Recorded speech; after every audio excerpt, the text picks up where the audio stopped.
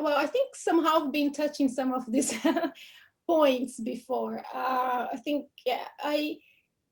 I do think the role of economics and the role of economists is to trying to achieve this good, and that's why we need to discuss what that good is. But I think I wanted to bring into that discussion economist, a female economist that is actually very under-recognized. Not, she was a brilliant economist in the 1930s, but we don't study her and her ideas as much as we should. In fact, she was, she played an important role theorizing the welfare state in England, in the UK, together with Keynes and William Beveridge, but we don't really get to listen to her about her ideas very much. So her name is Barbara Wootton, and she's writing in the 1930s.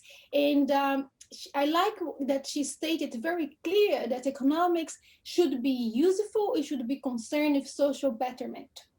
Right. So of course, the social betterment, she's going to discuss this concern of social betterment is difficult because it's beyond the intellectual argument, and it depends on value, it depends on moral, and depends on beliefs.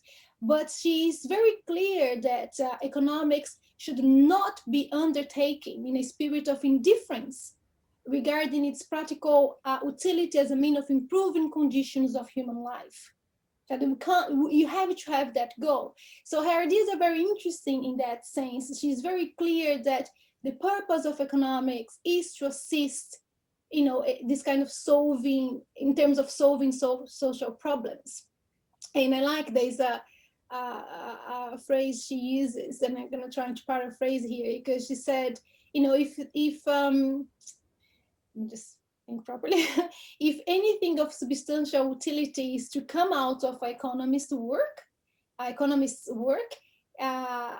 this economy should be allowed to poke her noses into questions of the quality of social aims and the quality of means by which these aims are formulated. So it's a very interesting way. It seems obvious, but we economists right now, our framework is so concerned about choices within market and the question of price, and our interaction is just through prices, that we don't realize how actually what she's saying here is how important it is that we need to focus on this social betterment.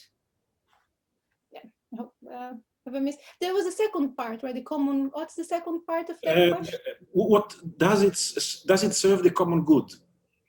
Yeah, I mean, that's the thing. I think to just put together some points I made before, is debatable if it is serving the common good or not. As there is this contrast, in my view, between this efficiency, this focus on market, and something else that I'm not sure economists are discussing as much as they should, regarding a system of provision, for example, regarding a society that has capacity to deal with situations such as a pandemic, with a robust welfare state, a robust public health system, and also, I guess a framework that that challenge a little bit how we understand, for example, remuneration of workers. You can see, again, with this pandemic, workers that are key for our society, that are in the front line, they're the ones very often that are not,